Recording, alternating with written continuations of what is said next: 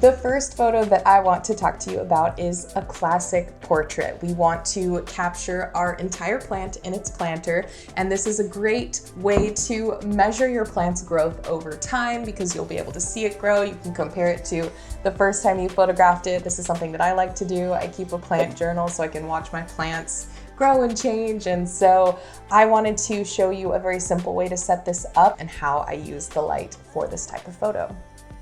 All right, so let's take a portrait. To get started, we want to make sure we pick the most aesthetic side, the best angle of our plant, and we want to gently wipe down the leaves if they have any dust or soil on them so that you get the best looking photo possible.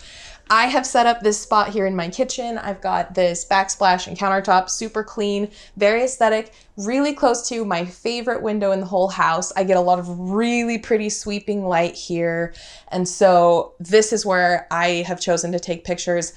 Plants like a lot of light, and so typically they're already near a window, so that helps a lot with photography. So I've got this space here. I'm gonna go ahead and open up my camera and begin composing. So I want to place this plant so that it covers up this electrical outlet. And then when I back up for a good crop, I'm getting the underneath of the cabinet. So I'm gonna hit the 1X button. That'll zoom in. I'm gonna have to back up, but it allows for a more dynamic crop. We have like a lot of space around the edges. It's really clean. I'm gonna match up, make sure my horizon is nice and straight. Gotta scoot this over just a little more. And then take our picture. Now we have this kind of damaged leaf in front, so I may want to favor a different side of the plant. Over here you can kind of see some of the Pilea babies. This is a Pilea peperomides or peperomioids, I'm not sure how you say it, and I absolutely love this plant. So this works great if you happen to have a really aesthetic spot in your home to photograph your plants, but if you're like me, usually it's a little chaotic over here and we want to be able to clean it up quickly so that we can photograph our plants very easily. So I have a piece of poster board. This is just a really simple dollar poster board. I use it as reflectors and other things. So I'm just going to tape this up to my cupboard and make essentially a clean sweep. This is a seamless background, so we have a nice white space. I can go ahead and put my plant right in the middle. I'm gonna raise this up just a little bit. This is just masking tape.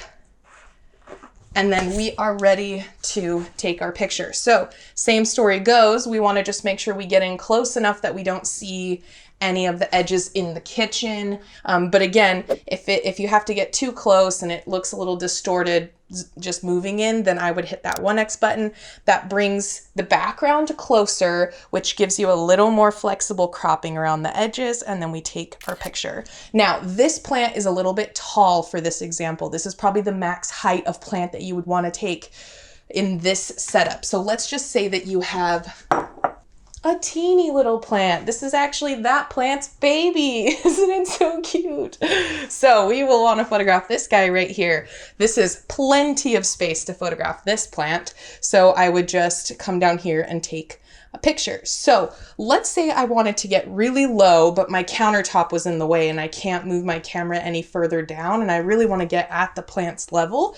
You can actually turn your camera upside down and that will move the camera part closer to the bottom of the plant so that you don't get any of the soil coming out of the top. So that's just like a fun way to add a different angle to your picture or to get maybe the underside of the leaves. But yeah, either way you take it, that will be a nice clean shot. All right, so now that we have our picture of our plant, you might be looking at it and thinking, wow, that looks really gray and drab and sad. My pictures don't look very good. What do I do? So I'm gonna go ahead and edit this one. So I just selected it and then I'm gonna double tap it so that it shows the full image. This is the 4x5. We're gonna go into the next menu and I'm gonna start out by correcting my crop. So I'm actually gonna toggle over into the edit menu and then hit adjust.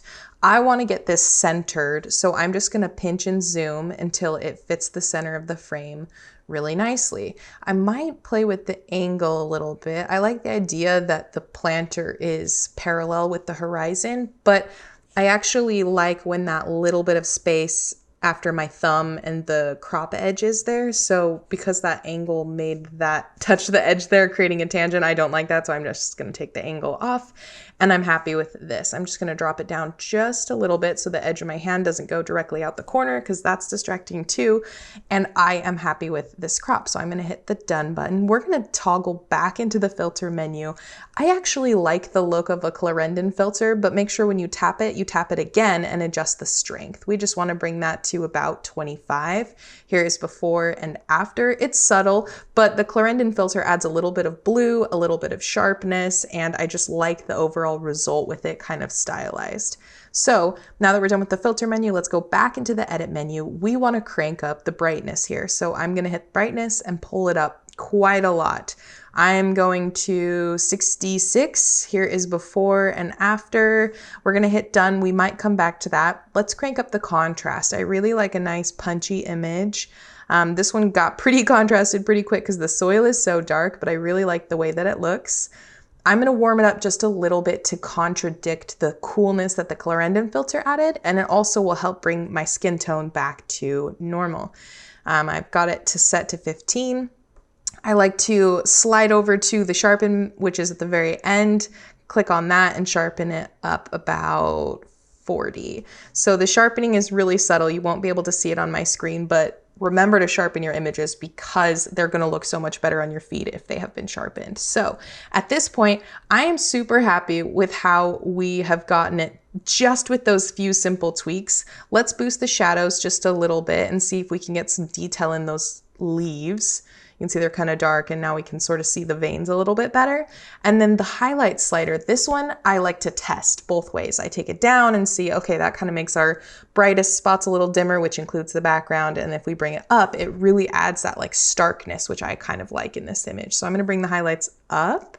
And then let's play with the saturation. I like a very green photo, but I don't want to go overboard because that will make my hand look unrealistic. So I'm just going to do 5 on the saturation. I'm going to bring the warmth up again just a little bit more, and I'm really happy with where we're at. I don't usually touch the other sliders besides brightness, contrast, warmth and saturation, highlights, shadows, and sharpen. The rest is just kind of like extra.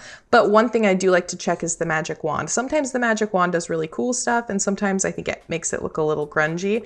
I actually kind of like the effect in this shot, but maybe a little less strong. Yeah, just kind of a subtle luxe adjustment. It adds some nice shadow depth right here, which kind of gives the planter a nice shape. So I'm gonna hit done. Here is our before and our after, and we are ready to post.